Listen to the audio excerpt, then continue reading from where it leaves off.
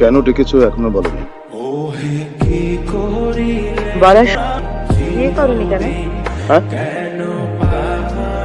আবার বিয়ে করনি কেন? তোমার হাজবেন্ডের কথা বল। তিনিও কি ডাক্তার? প্রশ্নের উত্তরে প্রশ্ন। আমি আগে প্রশ্ন করেছি, উত্তর তুমি আগে। কি বিয়ে করিনি কেন? যে পুরুষের জন্য একেবারেই অসম্ভব। যেমন? এই যে তুমি বিয়ে না করে থাকতে পারো, অথচ এমন একটা সময় ছিল যখন আমরা ভাবতাম যে আমরা একে অন্যের জন্য সৃষ্টি করি। তোমারও স্বামী সন্তান আছে, এটাই নিয়তি।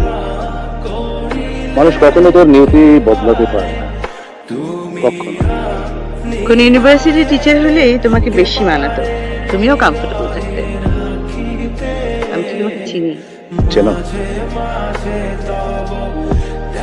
সত্যি চেনো? না, চিনি বললে ভুল হবে, চিন্তা। মানুষ কখনো বদলায় না।